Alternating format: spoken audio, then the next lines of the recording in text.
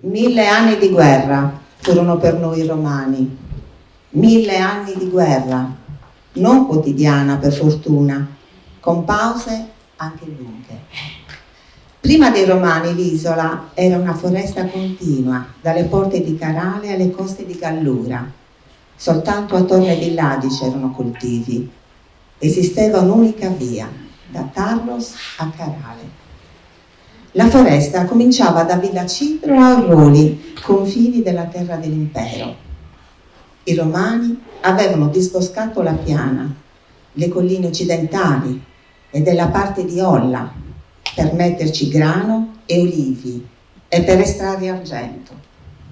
Farina, olio e argento, passando per le 7 vie, andavano a Carale e venivano caricate sulle navi di Roma. Nell'isola restavano pura frammenti di semi d'oliva e scorie di pietra argentifera. I romani sanno come prendere, non pensano ad altro. Dal libro di Sergio Azzeni passavamo sulla terra leggera. Buonasera a tutte e a tutti. Grazie per la vostra presenza anche all'ultimo dei 4 incontri di archeologia e storia organizzati dall'Associazione Archeologica per la Fitta e patrocinati dal Comune di Serramanna. A questo proposito darei la parola al nostro presidente Mario Azzeni.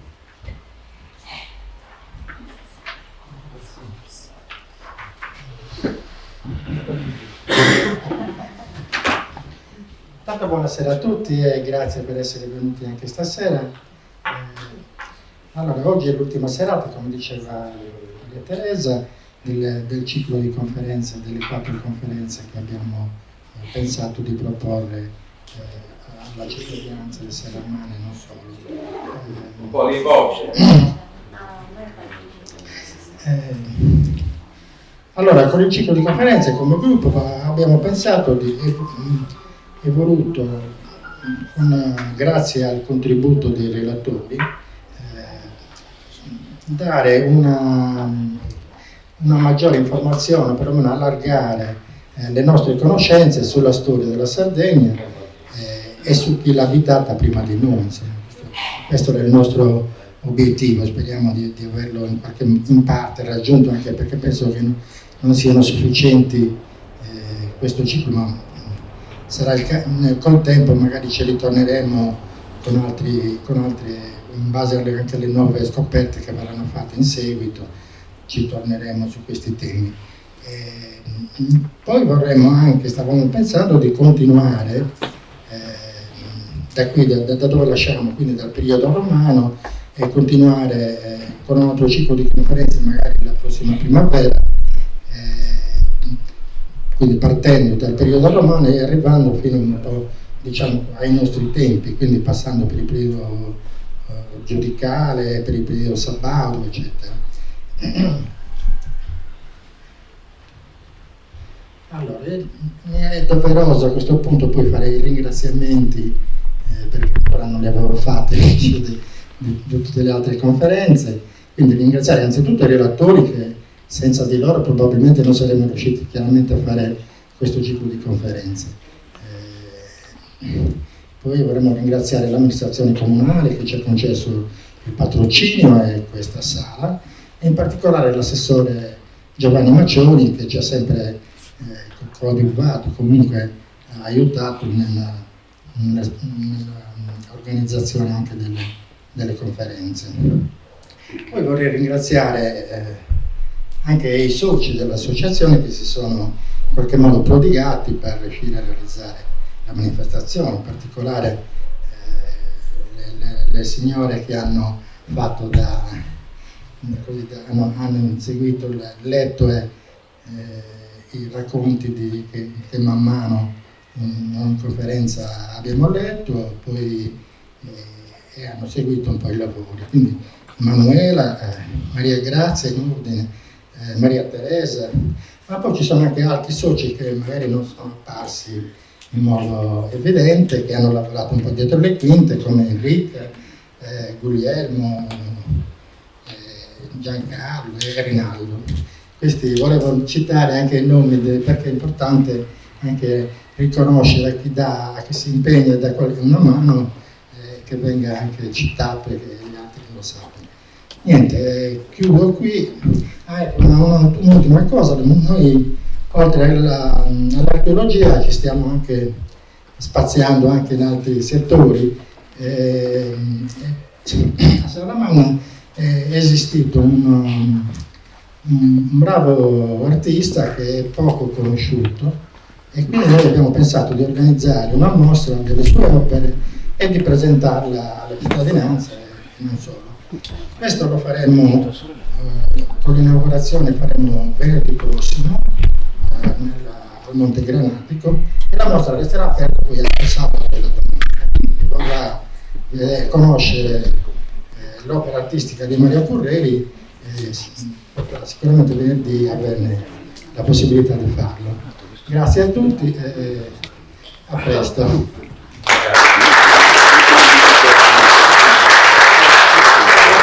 Comunque, io vorrei dare la parola al sindaco che abbiamo visto, però forse... ecco, il sindaco di Serramanna, Gabriele Littere.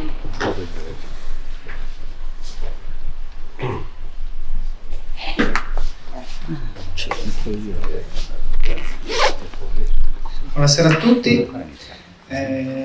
Due parole velocissime per ringraziare l'associazione del grande lavoro fatto per questo ciclo di convegni, i relatori, tutti appunto i volontari e soci che hanno partecipato a questa iniziativa. Ci è sembrata un'occasione importante da cogliere quando ne abbiamo parlato con Mario e con gli altri. Questo spazio, come sapete, da tanto aspettava di essere riaperto e vissuto nuovamente. La volontà da parte dell'associazione di proporre questo genere di contenuti abbiamo pensato si prestasse bene a farlo vivere in diverse serate come questa che chiude questo ciclo, e ovviamente l'augurio è che da questa esperienza venga a tutti voglia di proseguire, di ampliare insomma queste attività. C'è sicuramente attenzione, voglia, fame di conoscere da parte di tanti concittadini, per cui sono preziose queste iniziative, prezioso il lavoro di tutte le associazioni, compresa Per Da Vita. Da parte nostra insomma massima disponibilità ora e anche per il futuro. Speriamo insomma di avere degli appuntamenti fissi, di avere iniziative culturali con sempre maggior costanza, maggior ricorrenza, che insomma dimostrano che la comunità insomma è vivace e ha voglia di partecipare. Insomma, grazie a tutti voi, per noi è solo un piacere poterci mettere a disposizione, poter mettere a disposizione gli spazi e insomma quello che è patrimonio di tutti. Buon proseguimento e ancora auguri per le prossime.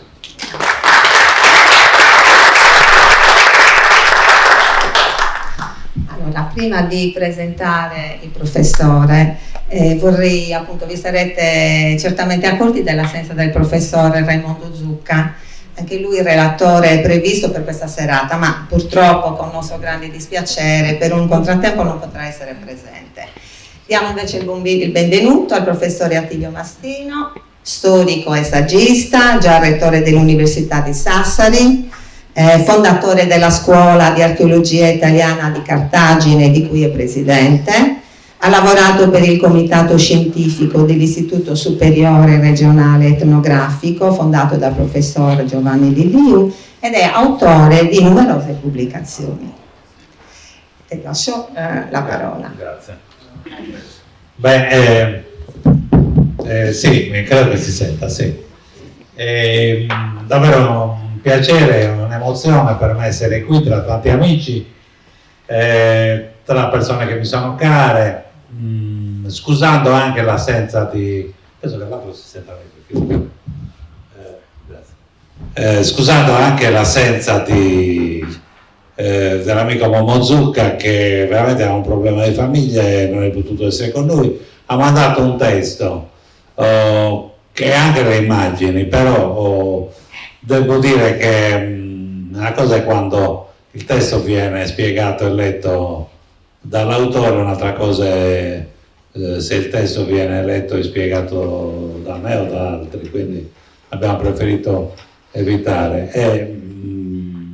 Sarà certamente l'occasione per far tornare Zucca a Serramanna, ma nel testo di Zucca ci sono delle pagine che forse sì, le possiamo anche trovare, delle pagine su Serramanna, in particolare sugli scavi di Suvraigu, dal cui sito durante 4 campagne di scavo dalla superficie di soli 100 metri quadri, con ricchi corredi funebri, ceramiche, anfore e brocche decorate, monete, collane, braccialetti, orecchini, anelli e amuletti riferibili al periodo tra V secolo a.C. e l'età romana. Quindi diciamo tra l'età punica e l'età romana. Il nodo del mio discorso sarà questo, il passaggio tra l'età punica e l'età romana. Abbiamo visto già con Sergio Azzeni che si parla di 1000 anni.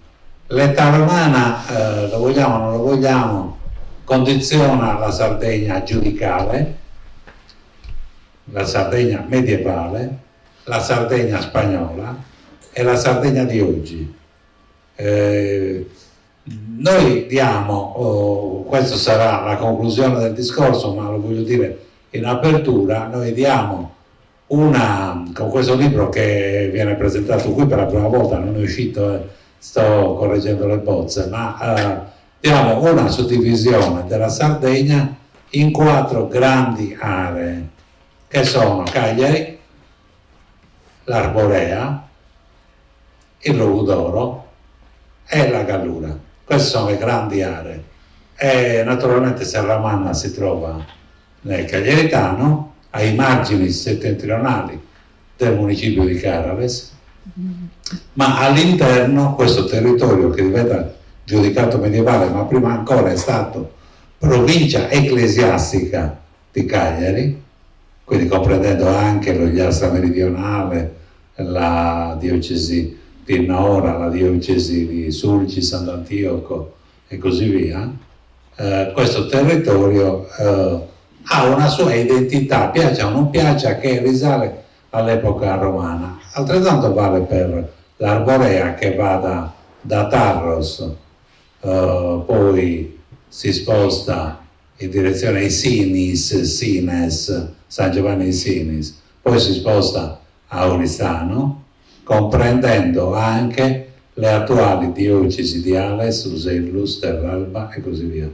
Altrettanto vale per il Logudoro, che appartiene a una provincia ecclesiastica e a un giudicato che comprendono anche la Sancta Cornensis Ecclesia a sud, territorio d'Ansicora, Bosa, la diocesi di Bosa, la diocesi di Alghero, la diocesi di Ottana e così via.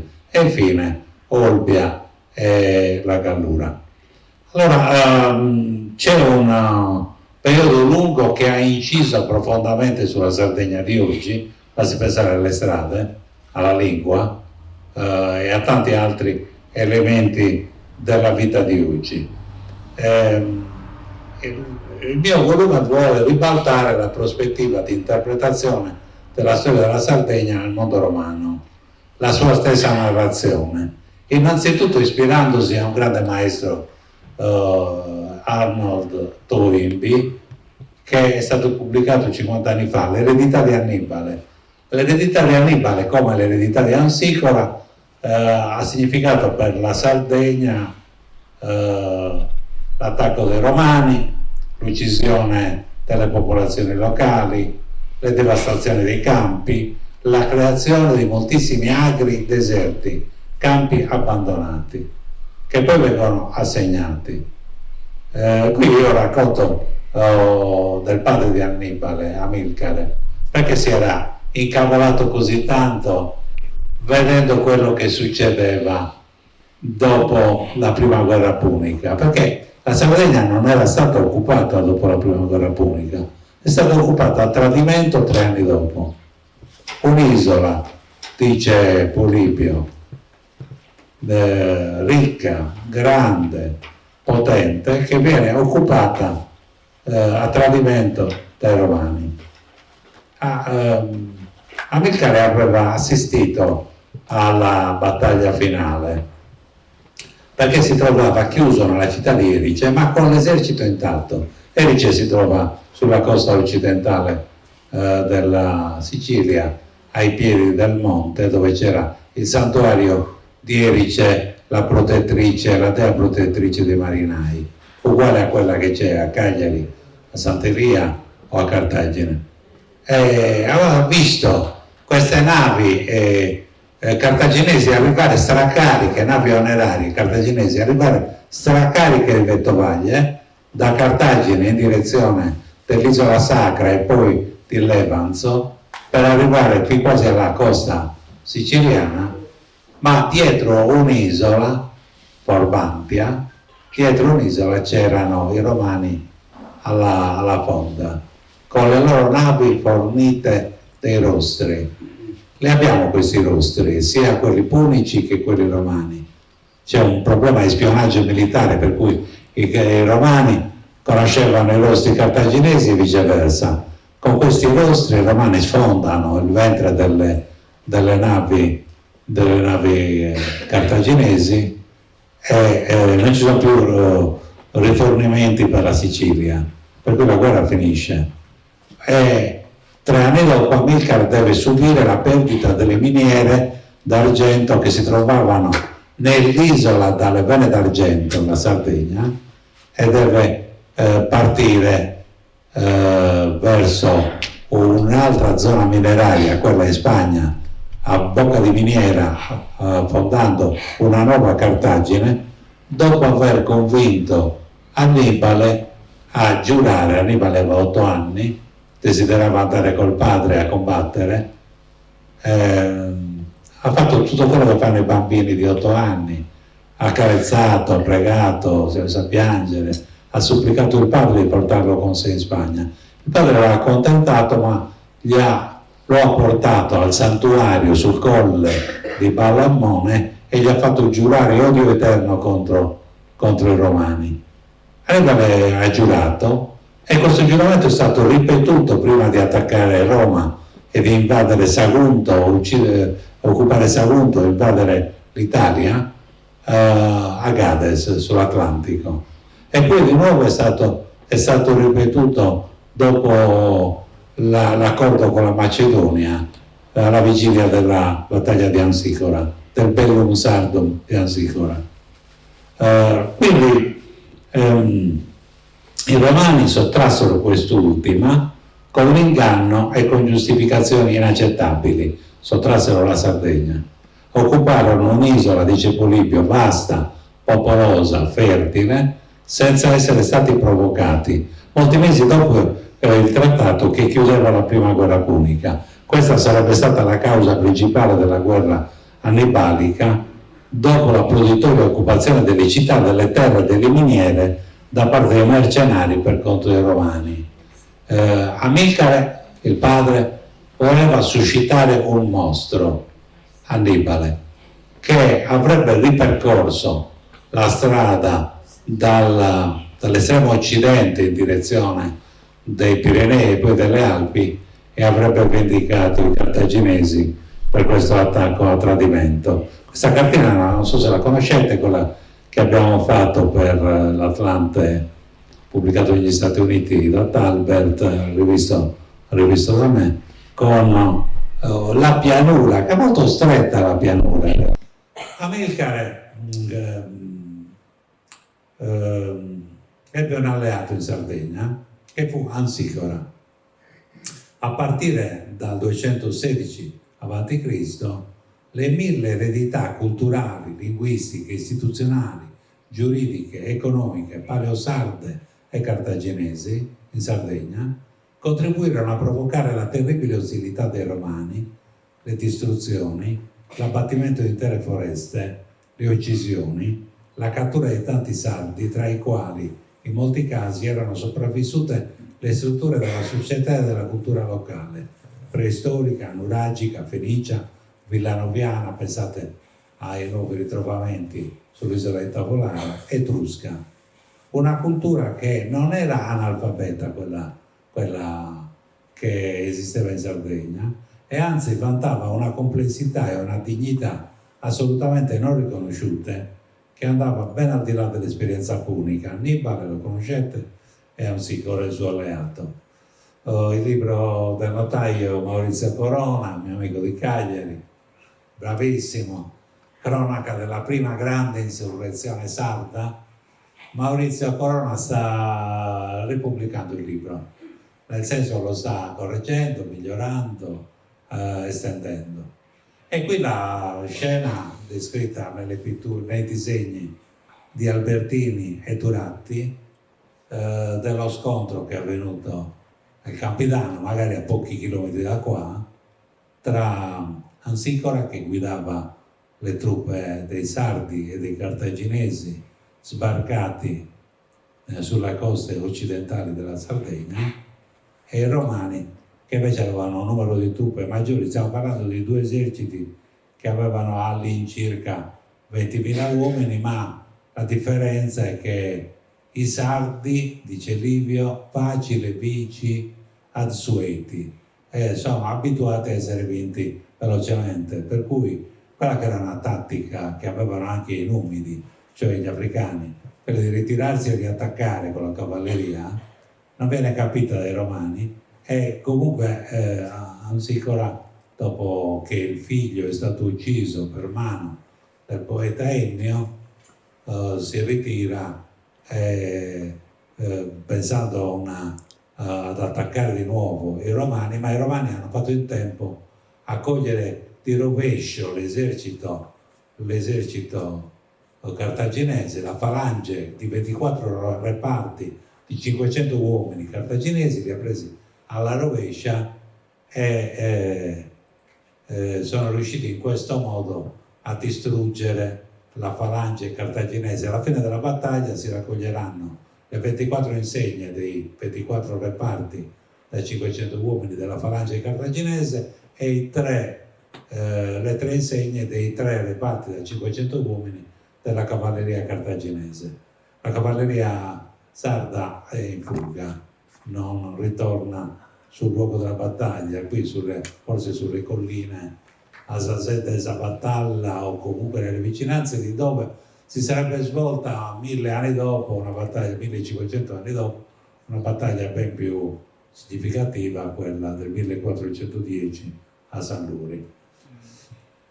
Dopo la prima fase dell'occupazione romana, soprattutto il primo secolo, gli studiosi sono arrivati a parlare di un generale spopolamento, di una vera e propria depressione demografica in alcune aree dell'isola, desertificate dagli eserciti decisi a stroncare il legame che continuava a unire i sardi tra loro e con Cartagine.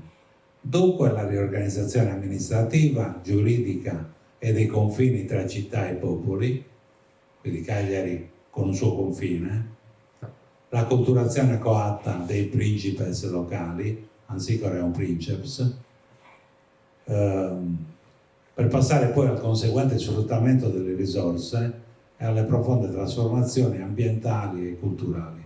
La lingua.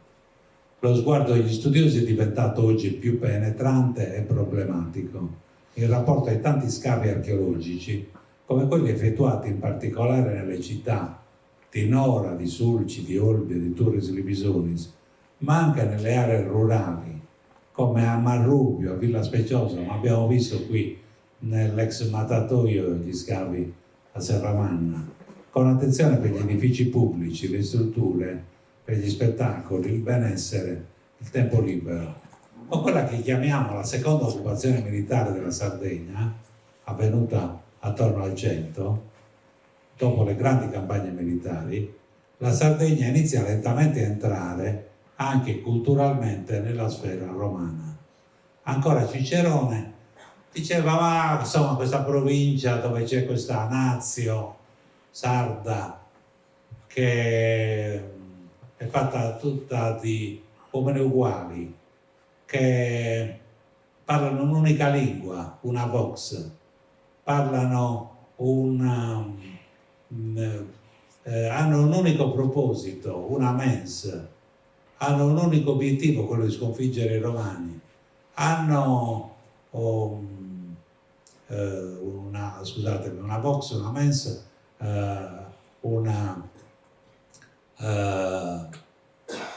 uno scolor, un unico colorito olivastro, perché stanno magari all'aperto a lavorare nei campi.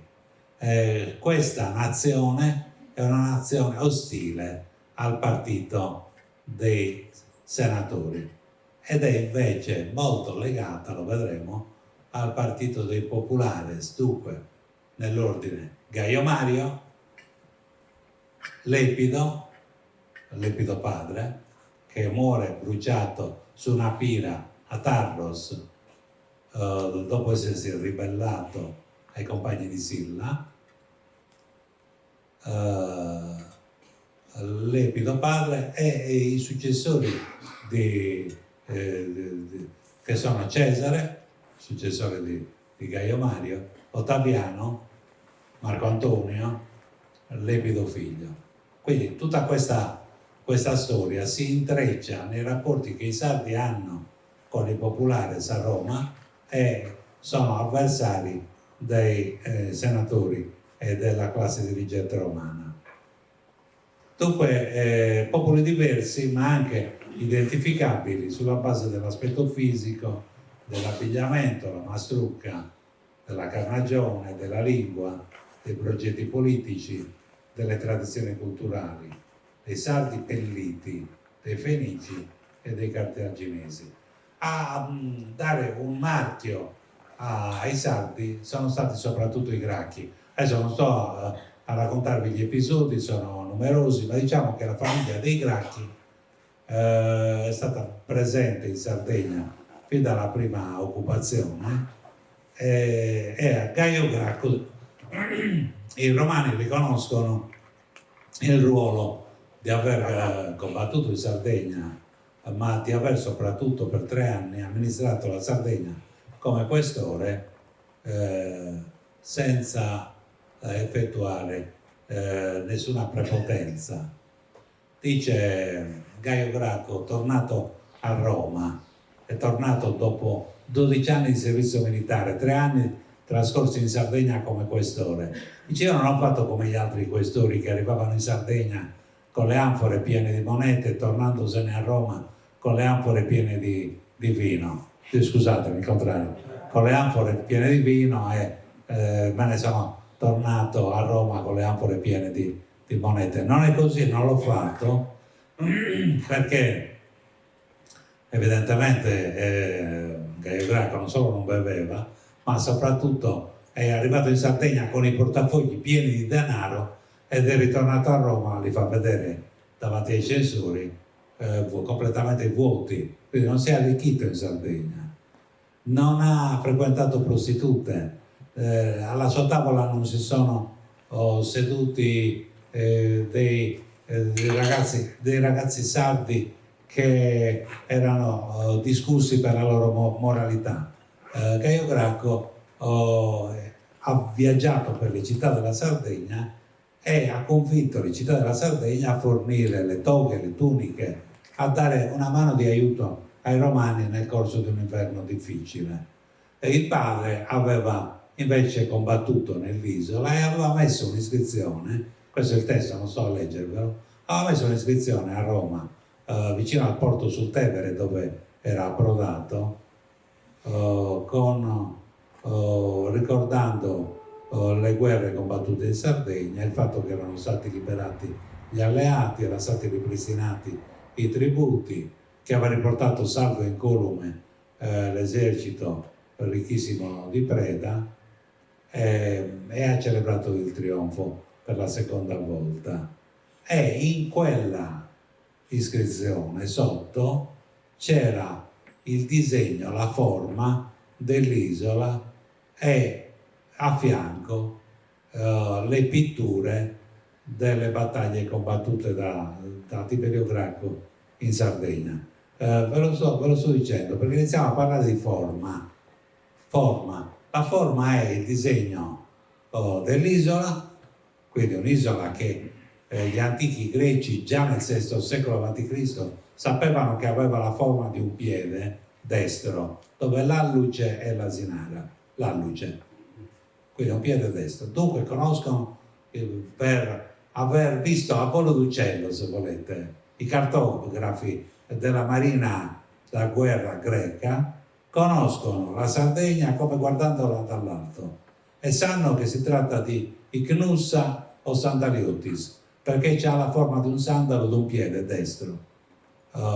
Ma la forma, la carta geografica c'è anche, vi ho detto, nel 174, quando il padre dei Gracchi celebra il trionfo a Roma salendo sul Campidoglio, e ci sono tante altre forme che vengono disegnate anche nel Campidano per tracciare i confini degli agri occupati dagli assegnatari, dai romani che venivano, proletari romani che venivano a vivere in Sardegna, o dai sardi che ottenevano delle concessioni in quelle terre. Questo è Marchinotti che racconta l'episodio, Caio Gracco che visita magari Nora e chiede le vesti alla città e le ottiene, pur essendo le città sarde dispensate dalla contribuzione.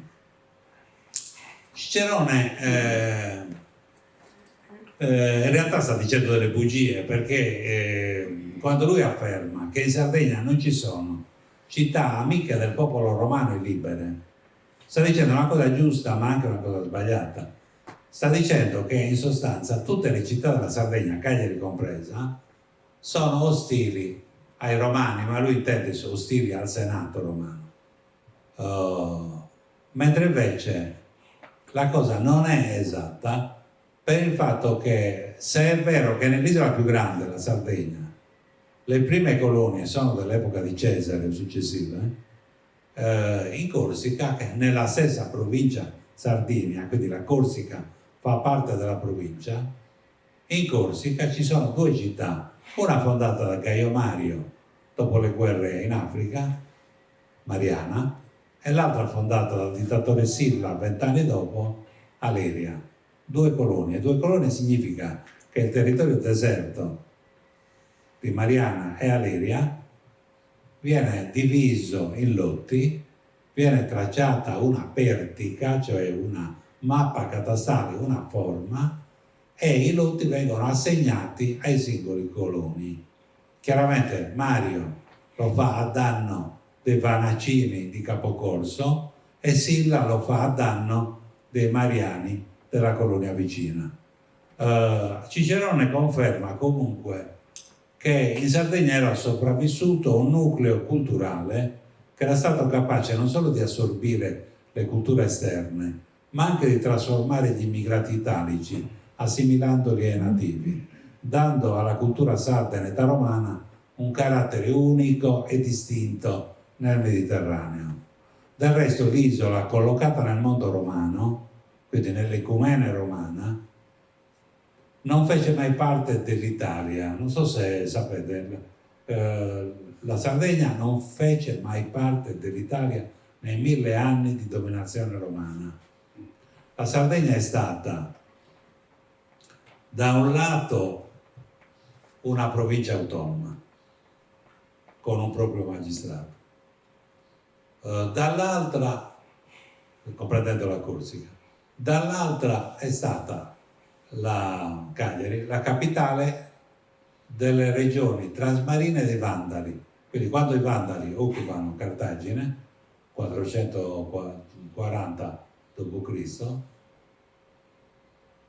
il vescovo di Cagliari è metropolita dei vescovi della Sardegna, dei vescovi della Corsica, dei vescovi della Sicilia occidentale, dei vescovi delle Baleari. Questo è l'ambito geografico. La Sardegna è al centro di questo mare.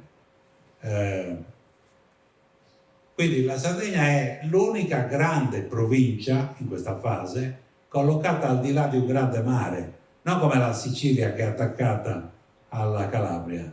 La Sardegna, per arrivare in Sardegna bisogna fare un viaggio in mare, bisogna intervenire con la flotta.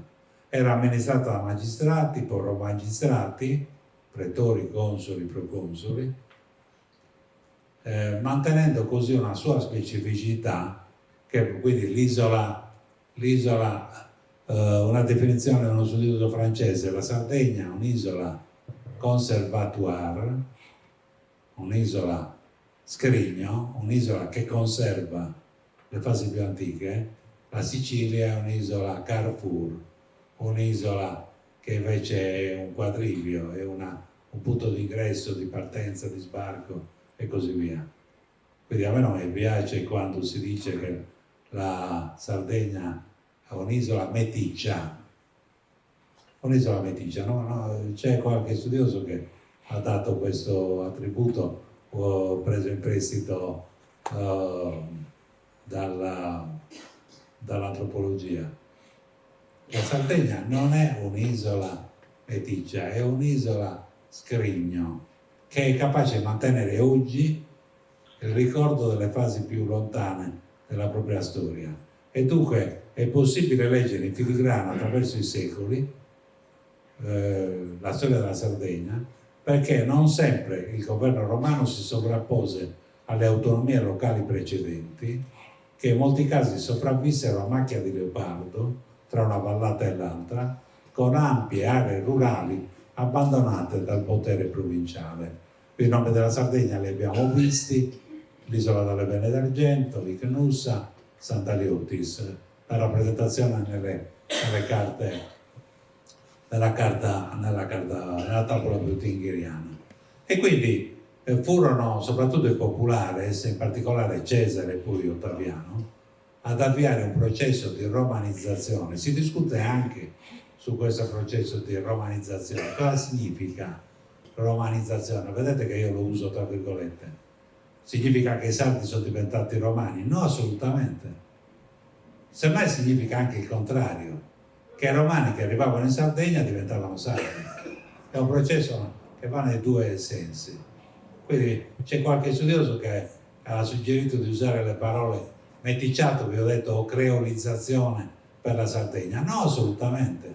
La Sardegna è un'isola che per la quale possiamo parlare di romanizzazione, tra virgolette, nel senso che entra nel mondo romano, ma entra con la sua storia, con le sue caratteristiche, con la sua identità. E quindi questo processo naturalmente di integrazione tra la cultura romana e la cultura locale è un processo inarrestabile, soprattutto con l'assegnazione di terre fertili, la deduzione di colonie, la promozione istituzionale dei municipi, Carales che diventa municipio. Si afferma ora un nuovo immaginario, perché l'isola felice, Eudaimon, gode di una mitica eucarpia, abbondanza di prodotti, ed è abitata dalle ninfe del mare e della terra, sul mare, nelle sorgenti calde, sui fiumi. Pensate alle acque neapolitane, acque calide neapolitanorum, Santa Maria des Aquas a Sardara. Priva di serpenti, di lupi, di animali pericolosi, libera dalle erbe velenose, grazie alla protezione di Diana e di Silvano, gli dei oscuri della selva montana sul monte Sinsani. I popoli che l'abitavano ancora all'età di Cesare erano liberi, perché la libertà è prerogativa dei popoli isolani. Assistiamo ora all'estendersi del latifondo di grandi famiglie senatori a 2 passi da qui, gli Erenni, e poi del latifondo imperiale. Si arriva però a una qualche stabilità nell'età degli Antonini e dei Severi, secondo o III secolo d.C., che portò a un'integrazione dei sardi nella romanità, alla diffusione della cultura scritta, all'accesso alla tradizione letteraria classica, come testimoniano molti eleganti carmina, poesie, e i documenti artistici. Ho presente il sarcofago qui alla nostra sinistra, nell'altra sala, al riconoscimento del ruolo della donna.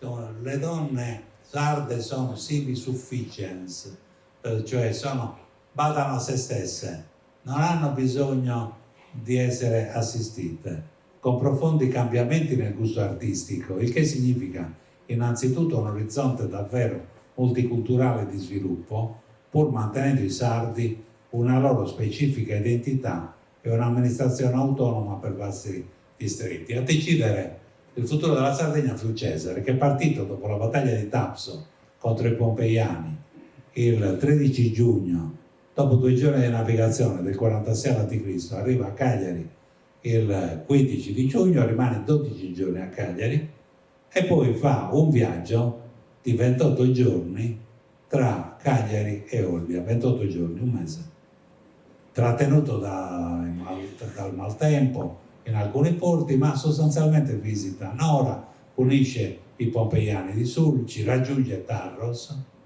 forse decide di fondare a Tarros una colonia, ricordando che a Tarros era morto quel lepido padre del triumviro che era stato fedele al Partito Popolare contro Silla, e poi arriva nel Golfo dell'Asinara, dove decide di fondare, tenete presente che è accompagnato da Vitruvio, l'architetto, decide di fondare alla foce del Rio Mannu, nel punto più ridossato della Cala, la città di Turris Libisonis, colonia dedotta città di nuova fondazione, Olbia, e poi attraverso la Corsica le foci del Tevere. Anche l'identità plurale, quando devo finire mi avvisi. Però, non so, quando siete stanchi mi dite, mi serve solo un minuto per chiudere, quando volete che le dica. Anche l'identità plurale della Sardegna di oggi è in fondo influenzata dalle eredità più antiche, in particolare dalle eredità romane, espressione di una storia lunga che in qualche modo condiziona anche la società contemporanea. La lingua sarda, innanzitutto, derivata direttamente dal latino volgare, con questo particolare carattere conservativo nel centro montano, che è molto strano. La nostra lingua è oggi una risorsa irrinunciabile e un simbolo della profondità della storia e della capacità di elaborazione anche poetica e musicale delle comunità locali. Oggi diamo per acquisito il radicamento territoriale di una lingua sarda che mantiene una freschezza e una capacità espressiva, innanzitutto in rapporto con un luogo, con una geografia, con un ambiente naturale e umano. Abbiamo raggiunto il senso profondo di una ricchezza che deve essere difesa e coltivata nel rispetto di una storia lunga, dove la lingua sarda è anche pensiero, riflessione, strumento per intendere la realtà, per entrare in comunicazione profonda con gli altri.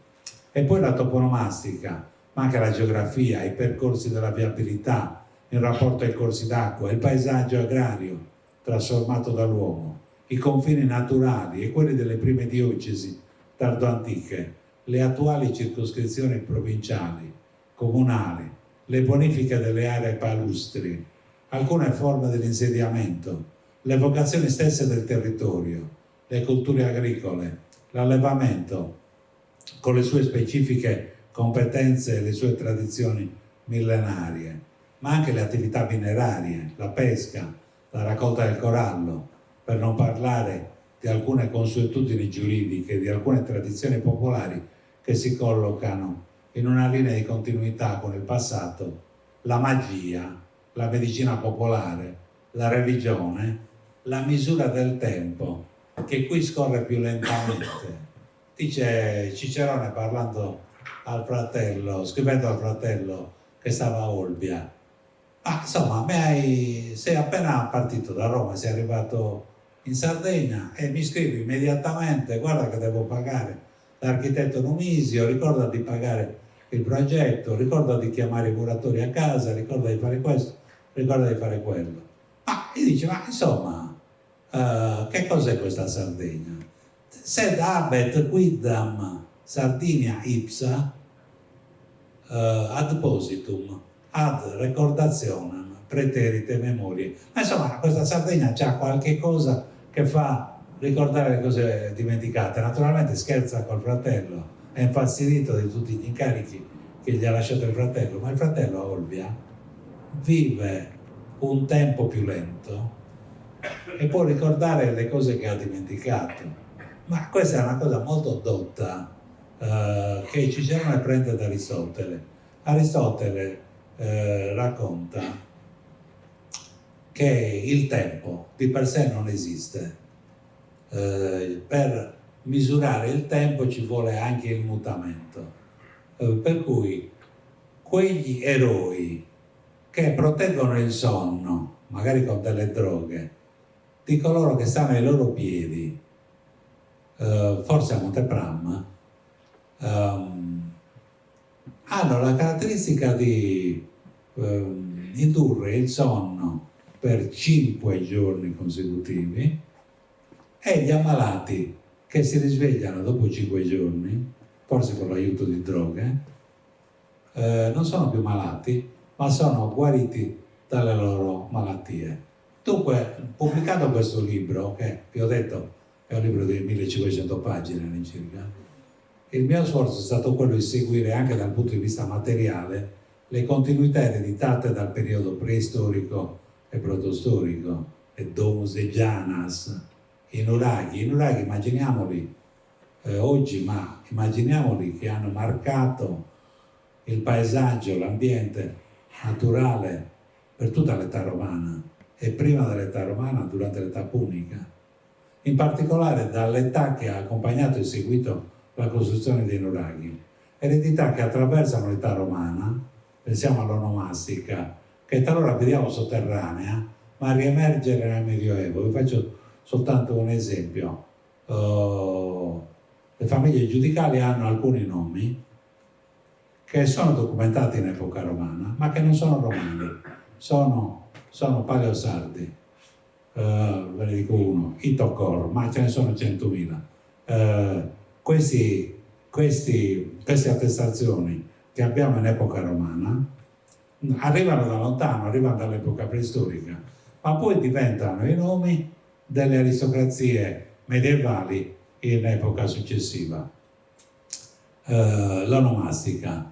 Il discorso tocca anche la cultura architettonica sarda, i mattoni di fango e paglia, i ladiris, in latino lateres, della facciata che c'è arrivando qui all'ex mattatoio, l'abbiamo vista tutti, che mantiene una sua vitalità legata alla tradizione punica e alla ricezione dei modelli italici, e che in qualche modo sono state più volte riorientate nel tempo in una terra, questa è la caratteristica delle isole, maricincta, circondata dal mare. Noi siamo convinti che le forme dell'insediamento e dell'economia in età medievale si sono radicate in Sardegna su un sostrato molto più antico, la cui matrice più strutturata appare certamente legata alla tradizione romana del territorio, che aveva portato a maturità stimoli differenti. I riferimenti alle consuetudini e alle antiche leggi del diritto romano in età medievale appaiono evidenti nell'ambito del sistema agrario, dell'uso delle terre, in particolare delle terre pubbliche. I giudici rendevano giustizia ai genovesi secondo le leggi romane e le buone abitudini, con esplicito riferimento dunque al diritto romano. Lo svolgimento della riunione periodica che il governatore svolge in Sardegna, si chiama il Conventus, in date significative per il giudice in epoca giudicale, non so, Santeria sul Monte Santo, sembra proseguire una pratica giudiziaria di età romana e bizantina attorno al governatore provinciale che si esprimeva pubblicamente in varie sedi del territorio dopo aver sentito il suo consilium.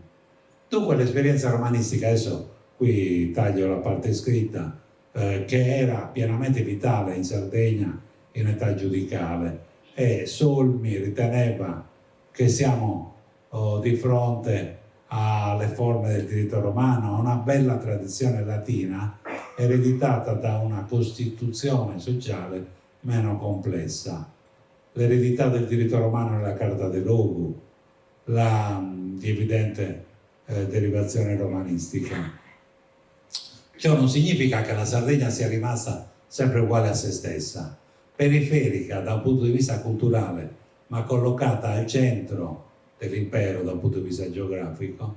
L'isola fu in età romana il grande ponte attraverso il quale passarono innovazioni, il cristianesimo e rivoluzioni culturali originatesi sulle diverse rive del Mediterraneo. Vi faccio un esempio.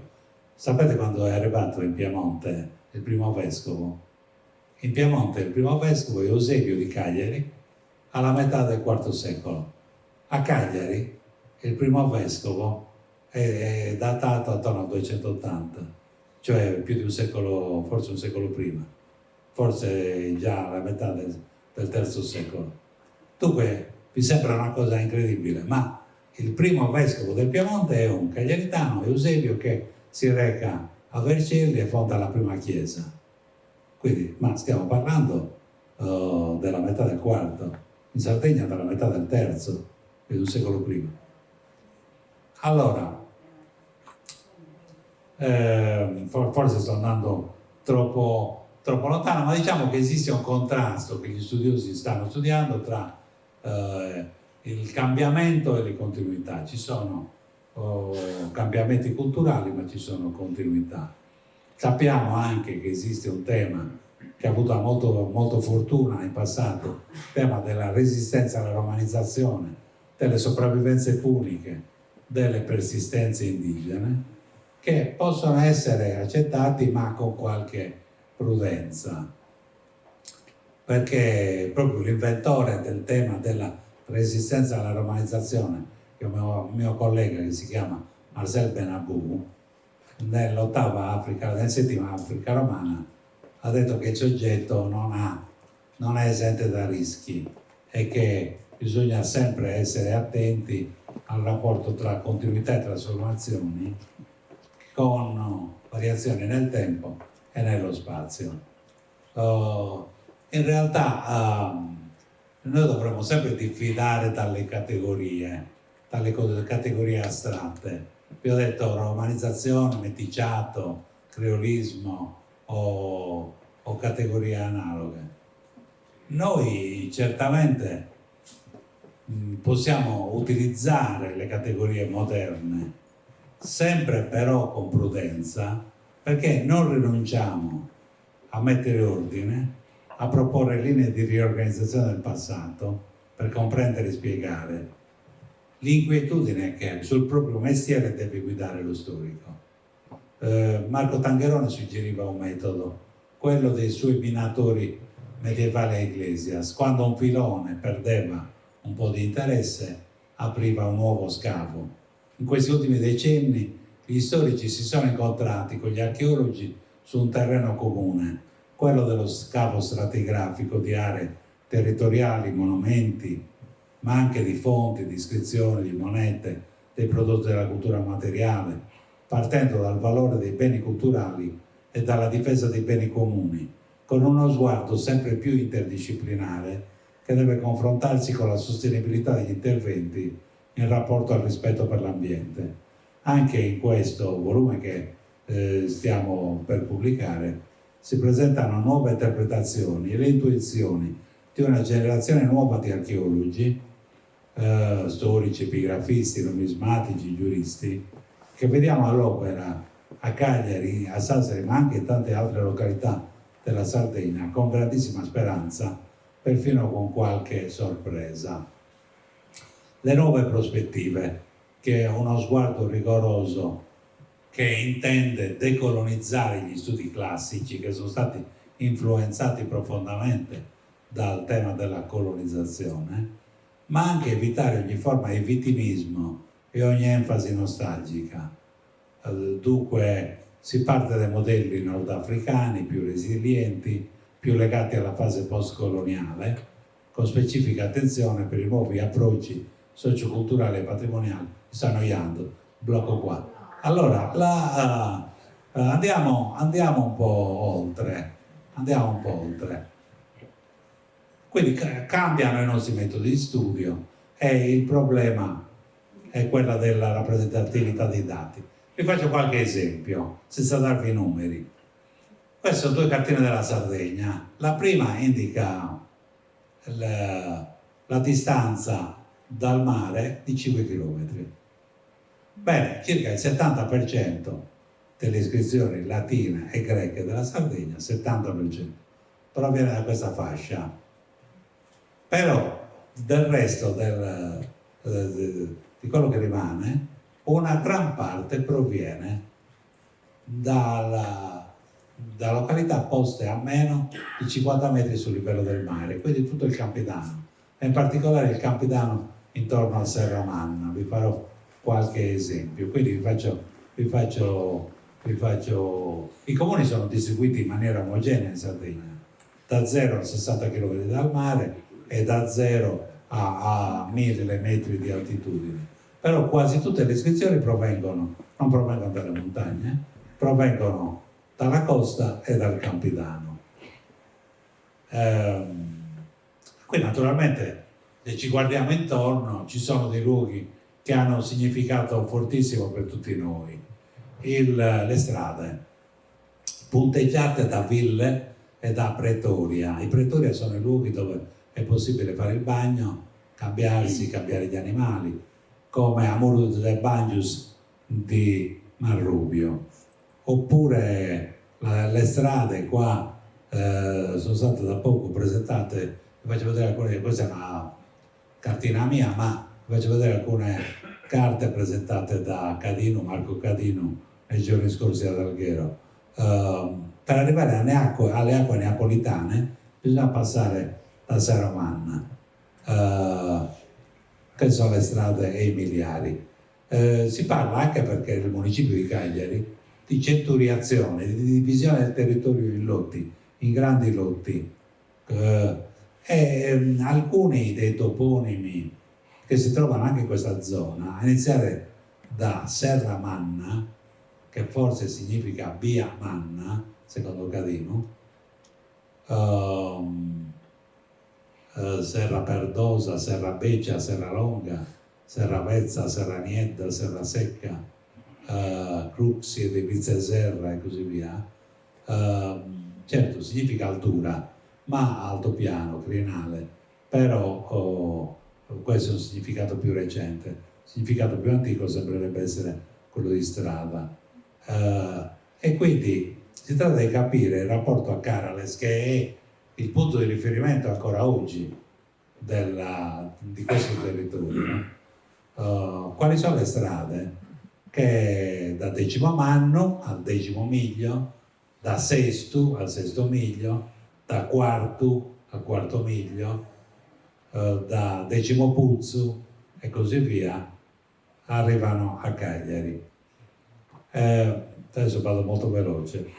Ora, la strada principale è quella che in origine si chiamava la Acaralibus Turrem. Tenete presente che questa strada in origine non passava per il mare, ma si distanziava dall'attuale Carlo Felice all'altezza delle acque neapolitane Sardara e passava alle spalle del Monte Arci.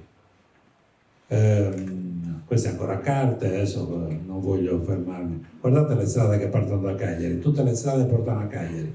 In basso la strada costiera meridionale a Caralisnura per Nora, la strada per Sulci, Lugo e Cigierri, a Caralibus Sulcos, la strada la 131 a Caralibus Turrem, questa a Serramanna, a Caralibus Olbiam, quindi la direttissima per i Montesinsani e Olbia, passando per la montagna, a Porto Tibula Scaralis, la costiera orientale. Allora, Serramanna è investita pienamente della viabilità. Tenete presente che Sestu, pur essendo, abbiamo detto, ad sestum lapidem, al sesto miglio, cioè a 6 più 3, 9, a 9 km da Cagliari, Serramanna è sulla traiettoria principale della strada che da Cagliari va in direzione delle acque neapolitane. Le acque neapolitane sono importanti perché e il nome stesso ci dice che qui finisce il territorio di Cagliari e inizia, del municipio di Cagliari, e inizia il municipio di Neapolis. Quindi se dobbiamo distinguere Sardara dai vicini comuni di non so, di San Gavino, di tutti gli altri comuni delle vicinanze. Adesso entrerò più nei dettagli. Gli scavi condotti nel Campidano, in particolare da un'equipe danese formata da Peter van Dommelen e i suoi allievi, cui partecipano anche molti esponenti della cultura sarda, in particolare nella zona di Terralba, hanno dimostrato che l'insediamento rurale non ha avuto interruzioni nel Campidano tra l'età punica e l'età romana, per quanto riguarda gli aspetti architettonici, l'uso dei lateres, gli aspetti costruttivi degli stabilimenti, l'organizzazione regionale, lo sfruttamento agrario del mondo punico. Questi scavi hanno dimostrato che le prospezioni, attraverso le prospezioni geofisiche, che possiamo registrare le costruzioni in terra cruda e possiamo estendere le indagini a insediamenti rurali senza scavarli in estensione.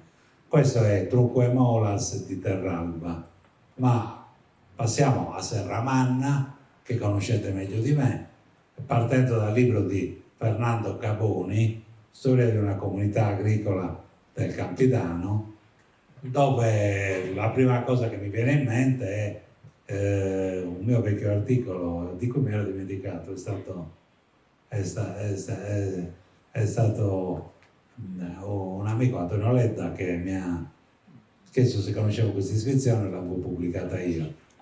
Questo per dire quanto sono rimbambito. Allora, c'è un articolo del 2000, l'indizione in 2 iscrizioni cristiane della Sardegna vandala o bizantina, è pubblicata negli studi Gasperini nel 2000.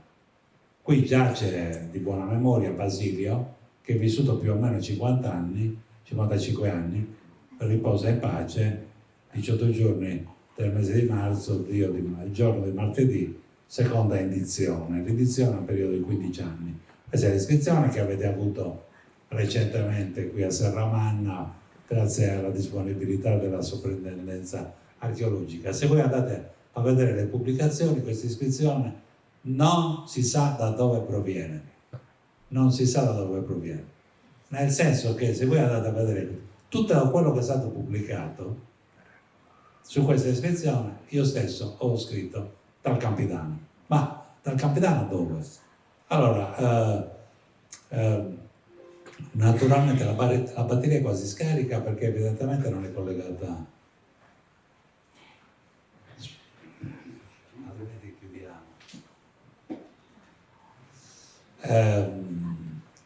Ci sono iscrizioni nelle vicinanze che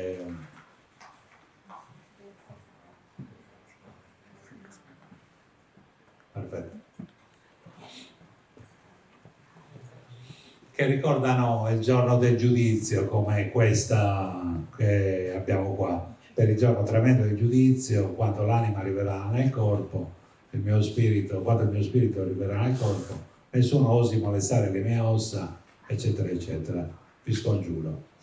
A Serramanna c'è una località, Santa Luceria, a ovest di Sgibas, in località Sortu dei Sparas, dove gli scavi del 59 e del 70 voluti dal sovrintendente Barrecca nel terreno di Eugenio Ortu, ma anche vicino ci sono i terreni di Gennaro Murgiat, di Navargiu, Battista Figus, eccetera, è stata ritrovata questa iscrizione. Quindi sappiamo che l'iscrizione proviene da Santa Luceria. Che cos'è questo nome, questo toponimo? Abbiamo lo stesso problema che abbiamo con San Luxurius di Foro Traiani. Allora, i casi sono 2: o è un nome di umiliazione con riferimento alla lussuria, nel senso che si usa un nome per creare un contrasto con la purezza di chi lo porta. Non credo che sia questo il caso. Credo che invece il toponimo derivi dalla lux, la luce. Guardate, le iscrizioni di Porto Torres, pubblicate da me recentissimamente, non ha avuto paura della morte violenta Isizium, ma ha vinto tutte le cose in Cristo. A lei sarà una luce che la circonderà con un circolo luminoso.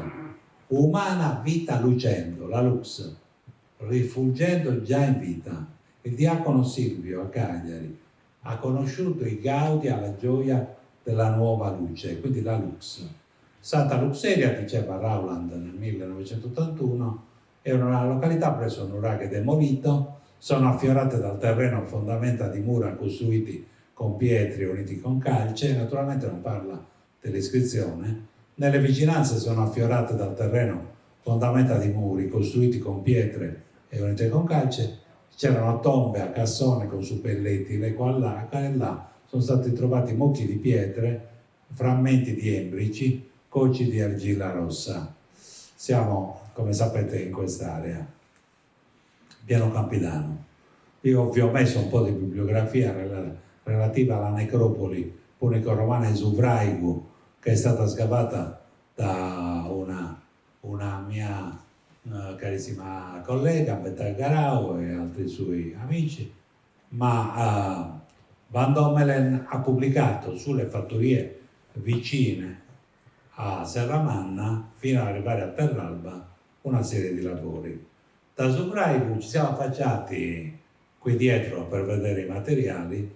Provengono materiali cartaginesi, come questi si datano benissimo, sono conosciutissimi dagli archeologi, si datano dal V al IV secolo a.C., ma ci sono anche materiali romani come ceramica vernice nera e altro materiale, per esempio di questi della tomba 50, che risalgono al periodo romano. Queste sono, non so leggervele, le località di Serramanna dalle quali provengono materiali archeologici.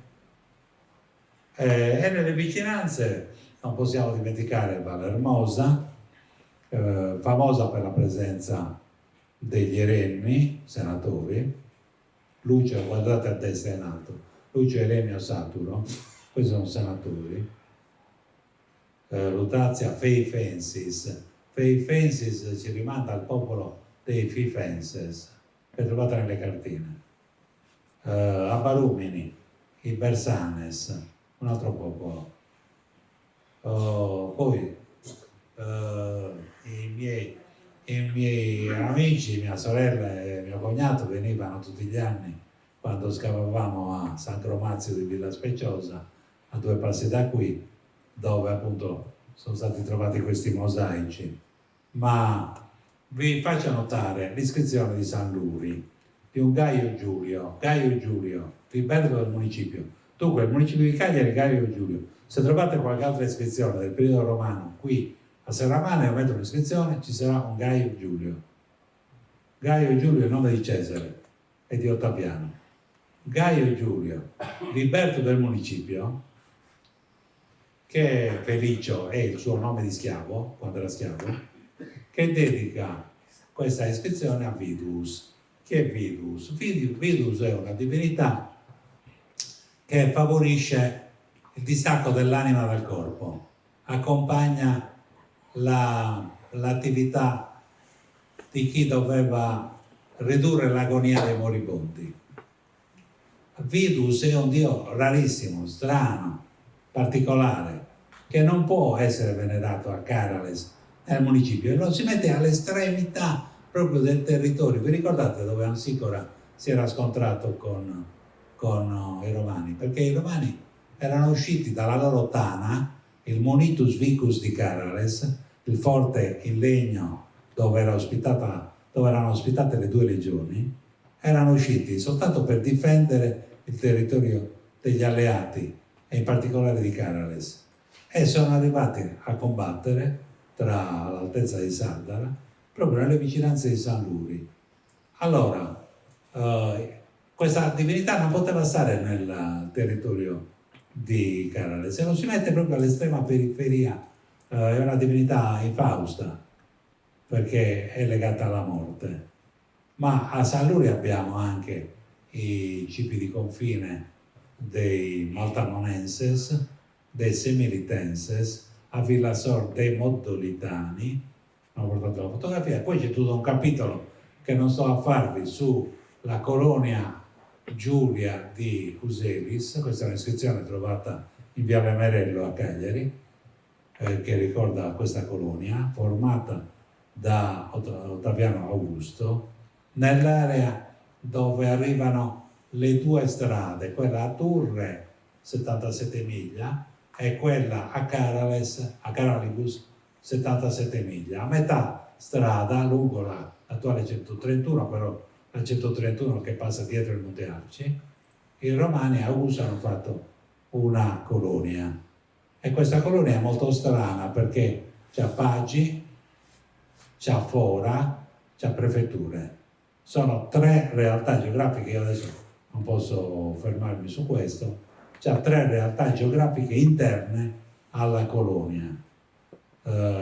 Questa è l'iscrizione dei pagani uneritani. I pagani, il nome è sardo, però sono gli abitanti di Impagus, della colonia dei cittadini romani di Uselis, che dedicano un tempio a Giove, alla base del colle della Mammella.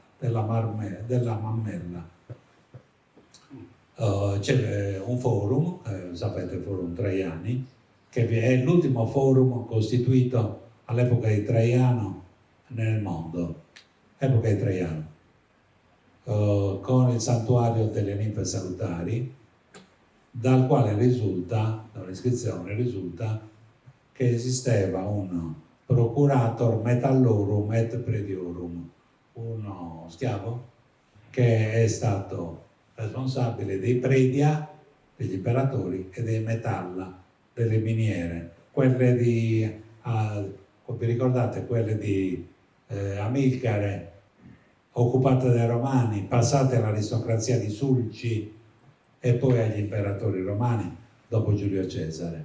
Questa è l'iscrizione. Uselis. Guardate il territorio di questa zona, certo è più fertile di altri territori, ma i comuni sono microscopici, e uno di loro, Pau, ha mantenuto ancora il nome antico, Pagus. E poi la tavola dei Serzili, che non sto a raccontarvela, che è una sentenza, contiene una sentenza dove si ricorda l'occupazione delle terre da parte dei Patuccesi arrivati dalla Campania attorno al 115 a.C., costretti a sgomberare dal governatore dell'epoca di Nerone circa 2 secoli dopo. La prima via importante in Sardegna fu la via Cornuficia, questa, costruita attorno al 120 a.C. a nord di Cornus, negli agri deserti di Cornus.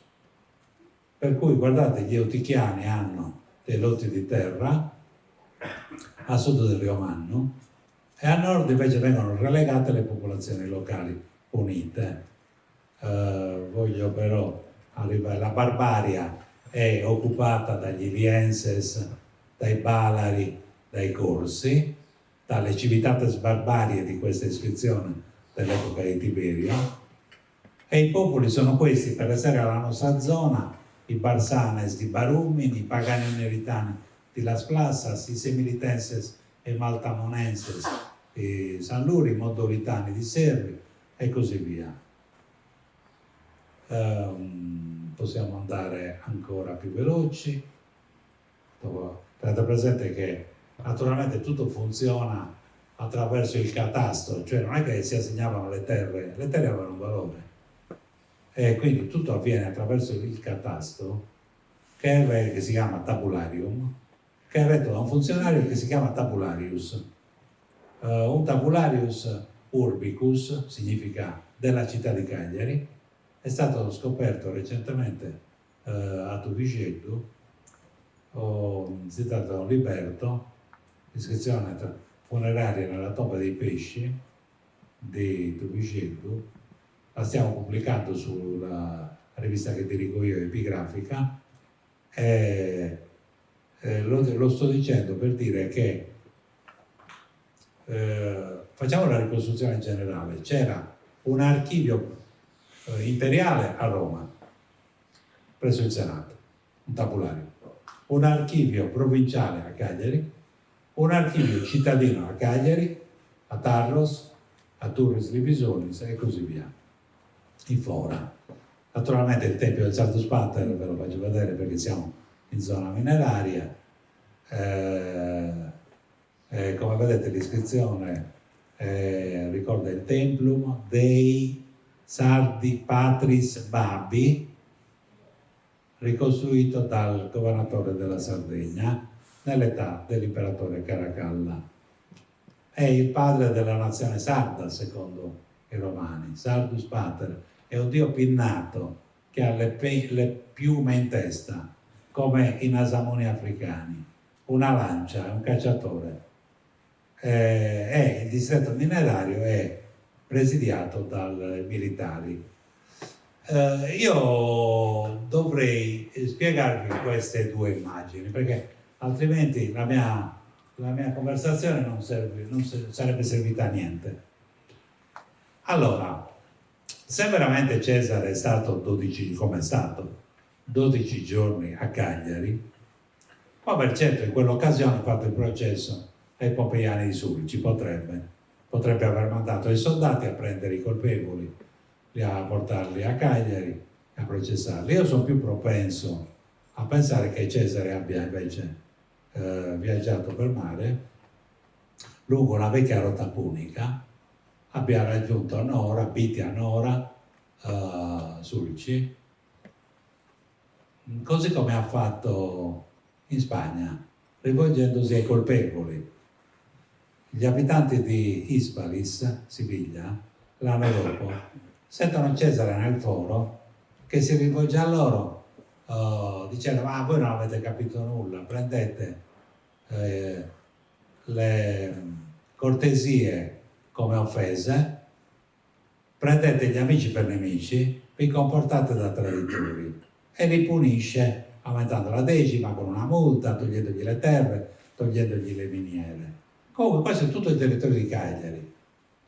Dopodiché prosegue e arriva a Tarros. A Tarros erano rimaste alcune famiglie di quell'epido che si era ribellato a Silla e che si era rifugiato in Sardegna. Qui era morto per due motivi: a quello che pare perché si era preso la malaria o comunque perché aveva avuto delle sconfitte militari. Aveva occupato la città di Tarros, quindi si trovava dentro Tarros.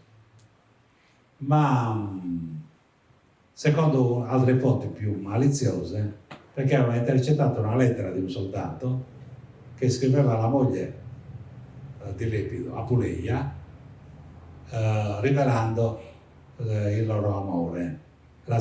Si era sentito tradito dalla moglie. In ogni caso muore. Il corpo nudo fu messo su una pira e bruciato a Tarlos. Alcuni dei soldati di Lepido, il padre del triumviro, vengono presi e portati in Spagna ad alimentare l'esercito dei populares di Sertorio. I populares, Cesare è uno dei populares. Quindi Cesare arriva a Tarros, che è una città che già esisteva, e secondo me iscrive gli abitanti alla tribù Collina, una tribù di Roma. Sono 4 le tribù urbane di Roma, sono quartieri di Roma. La tribù del Quirinale, la tribù Collina, e fonda la colonia e prosegue.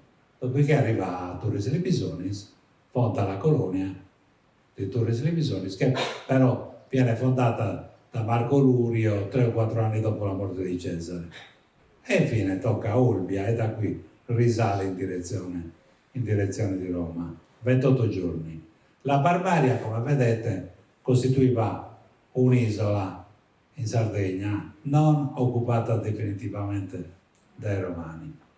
La stranezza di Tarros è che Tarros, oltre ad avere il suo territorio di colonia, c'è anche il territorio della colonia di Uselis al di là del Monte Arci, e c'è anche la prefettura, oltre ai Paggi, la prefettura di Valencia, che è una cittadina piccola, nata attorno al 115 a.C.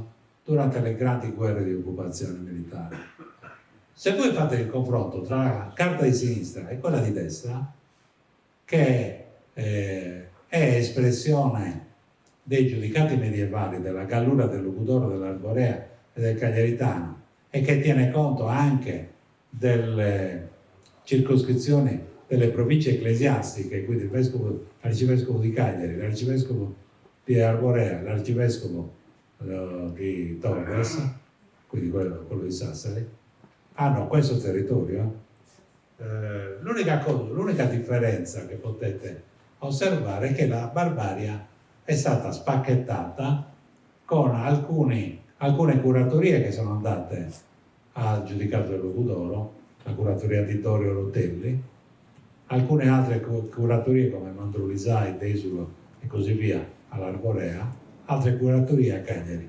Quindi comunque la diciamo pericolosità della Barbagia viene ridimensionata nel Medioevo attraverso lo spacchettamento nei 4 giudicati eredi del governo bizantino, che è sempre un governo romano, I bizantini sono sempre romani. Quindi c'è una storia lunga e ci sono dei confini che continuano. Non vi ho fatto vedere i confini, ma li capite, sono per esempio tra la Romania del Logudoro e la Gallura c'è il Coghinas, tra Cornus, la Sancta Ecclesia Cornensis e Tarros c'è il Rio Piscinappiu, tra Neapolis e il Cagliaritano c'è il Rio Vanno, ma c'è anche il Tirso in alcuni tratti, quindi i fiumi sono fondamentali, così come i monti, così come i confini cittadini e così via. Queste sono continuità, sono cose che non si dimenticano. E questi confini interni alla provincia, subprovinciali, emergono attraverso la geografia e attraverso la storia. E li troviamo nel Condaghe di San Pietro di Silchi, dove si parla di giudice, perché esiste una storia lunga della Sardegna che è fatta di forme di insediamento, di economia, che dall'età medievale tornano indietro, radicate su un sostrato molto più antico, la cui matrice più strutturata appare certamente legata alla tradizione romana del territorio. I 1000 anni della Sardegna romana non sono passati invano. Vi ringrazio.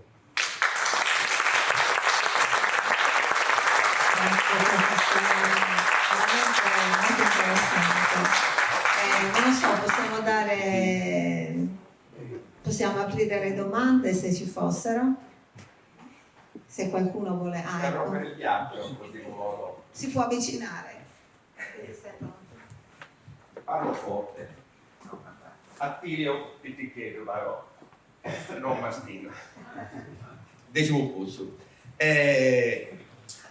Io faccio piccole riflessioni io conosco soltanto il mio paese, quindi non pretendo di essere storico.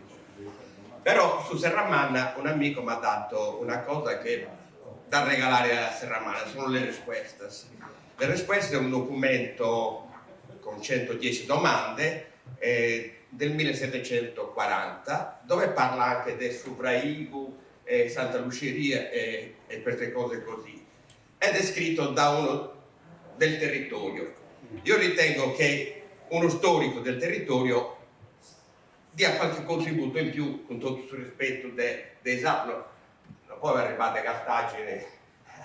E quindi lei la prima cartina ha messo quella decimo pulso, ma non è per decimo pulso, voglio arrivare ad altro. Perché lei ha messo decimo pulso e non Serramanna e non Villa Speciosa? Allora, questa cartina, lo spiego. Quella cartina è fatta sulla base delle testimonianze. Sì, bravo. Nel senso che ci sono, se la guardiamo con attenzione, ci sono le stazioni citate dall'itinerario antoniniano all'epoca di Caracalla, con la distanza in miglia da una località all'altra. Quindi decimo mi serve perché si tratta del 10° miglio. Poi ho messo anche con altri numeri le distanze sui miliari. Come sapete, la Sardegna ha restituito circa 200 miliari. Come mai la Sardegna ha restituito, soprattutto in altre zone, non nel Campidano, soprattutto nell'area di Torralba, nell'area di Olbia, nell'area di Macomer? Come mai la Sicilia ha restituito 2 soli miliari? È un esempio di come ci sono state aree abbandonate in Sardegna e di come le strade sono state in parte modificate. Comunque certo bisognerebbe mettere tutte le località documentate con resi romani, ma non è questo, la carta è una carta stradale.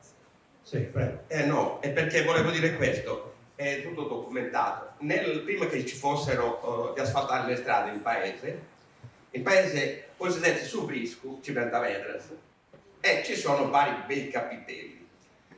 Io, se permette, dico dove stava gli Erenia dei suoi pulsi, perché lì c'è tutta una storia scritta, ma non da me, è una grande lapide e soprattutto il mosaico.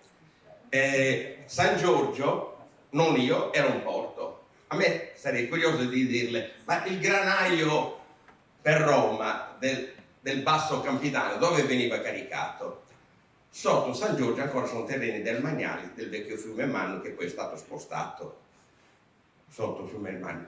E da lì ci sono un sacco di strade che portano a far capire l'importanza degli Ereni in quel punto, perché c'era un porto. Ma non è mio la cosa. Se vuole venire, ancora nella casa degli Ereni, su un capitello 80 per 1 metro, a cui io ti spudas. Grazie. Sugli Ereni ha scritto, ci sono 2 lavori ai quali la rimando, che sono uno della Panello Lai e l'altro di Antonio Ippa sui senatori di origine sarda. Quindi noi normalmente diciamo i sardi sono poveri, non hanno, per essere senatore bisogna avere 1 milione di sesterzi di capitale, cavalieri 400.000 sesterzi. Quindi gli Ereni avevano una quantità di terre, di prodotti, eccetera, che gli consentivano di avere un reddito o un capitale di oltre 1 milione di sesterzi. Comunque le lascio poi il mio indirizzo così scambiamo le cose. Grazie. Lei ci Vengo volentieri.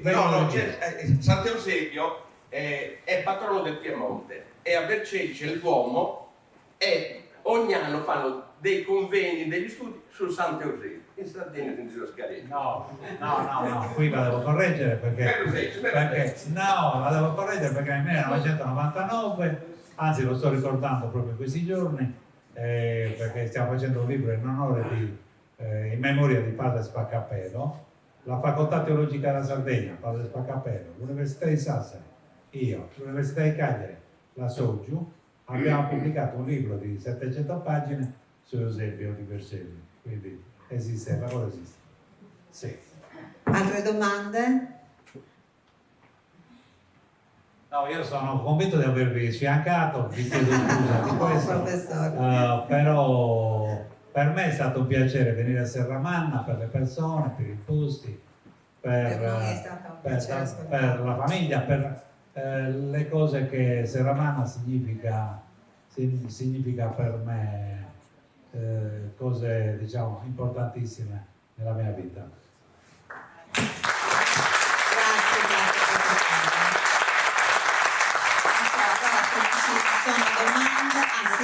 Benissimo.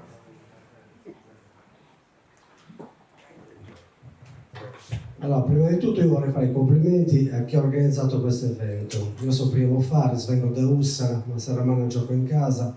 Quando ho saputo, grazie all'amico Antonio Ledda, della presenza dell'illustre professore se venio a pe già, perché è un onore, è il nostro Gigi Riva della storia sarda, è la verità, prof. Non voglio toccare i punti fondamentali, io sono concorde col prof, io insegno filosofia e storia, mi occupo di storia sarda, ho pubblicato qualcosino, mi occupo anche di lingua sarda, e quindi concordo sul fatto che questa continuità con il periodo romano, no? Basta vedere la carta dei Lupi dal punto di vista del diritto e così via, la caduta dei giudicati, eccetera, eccetera. Un problema fondamentale, per essere breve, dove sta? Sta in una questione di politica storica, perché il nostro grande problema è non vedere e non insegnare e rendere obbligatoria la storia della Sardegna a scuola. Questo è un grande problema, perché noi abbiamo dei grandissimi accademici, no? Il professor Giovanni Lillio, eccetera, eccetera, eccetera, Sabonama, no? Però a scuola non per il caos. E con tutto il rispetto, anche oggi siamo un po' granditi in questa bella sala. Cioè è giusto che ci siano i ragazzi far entrare la storia della Sardegna a scuola in modo obbligatorio, non a piacere come faccio io o altri colleghi. Cioè facciamo una storia comparata. Poi il discorso della storia dal punto di vista diacronico e sincronico, diciamo, dello spazio e del tempo è fondamentale. L'amico di Decimo Puzzo ha detto non conoscevo questa storia nostra, no? La storia di Saramana, la storia di Decimo Puzzo, eccetera, eccetera. E anche i nuovi metodi di studio per quanto riguarda la didattica intende partire dal suo luogo, anche per affascinare i giovani nelle scuole. Partiamo dalla storia nostra per arrivare alla storia regionale, alla storia nazionale, eccetera, eccetera, anche perché i libri purtroppo non parlano della storia della Sardegna. Grazie prof, grazie a tutti. A questo proposito vorrei ricordare l'iniziativa della nostra associazione che ha accompagnato alcune classi della scuola media proprio sui siti archeologici di Saramanna. Quindi nel nostro piccolo qualcosa stiamo facendo. Non lo so. Manuela? Buonasera, io volevo ritornare sulla questione che lei ha leggermente introdotto all'inizio della sua presentazione, inerente alla lingua. Lei stessa ha detto che più tracce quasi diciamo, del romano viene trovato proprio all'interno. Io volevo chiedere, lei lì si è fermato, non è andato oltre, e io le chiedo se è possibile approfondire questo particolare, perché proprio quella che era la barbaria si ritrova questo substrato della lingua romana. La mia curiosità. Beh, è un mistero, nel senso che ci sono state molte teorie, una delle quali è l'area seriore, cioè l'area conquistata per ultima è quella che conserva le fasi più antiche della lingua. Non sono d'accordo su questo, non è questo. C'era poi Blasco Ferrer che pensava, parlando dell'Ogliastra, che è stata investita da ondate successive di romanizzazione, per cui diciamo ci sono le tracce addirittura delle spedizioni militari effettuate, e non credo a questo. Io penso semplicemente che nella Barbagia, dove si parlava una lingua paleosarda che c'è conservata, ma soltanto in parte, c'è conservata nei nomi, ho fatto l'elenco dei nomi che iniziano con Tar Palaris, nei toponimi, la parola stessa Nuraghe. Nuraghe è documentata nelle iscrizioni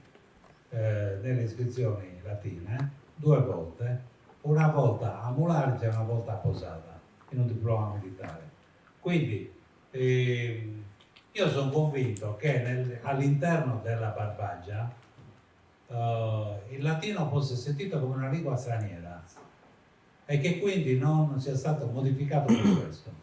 Viceversa, nel Campidano parlate una lingua, diciamo, che è molto più dolce, diciamo, rispetto a quella della Barbagia. Io andavo a sentire le conferenze, le omelie di Don Padre Turta Zabitti per l'Annunziata, che sembrava di sentire parlare di Cicerone in latino. È latino, rimane in latino.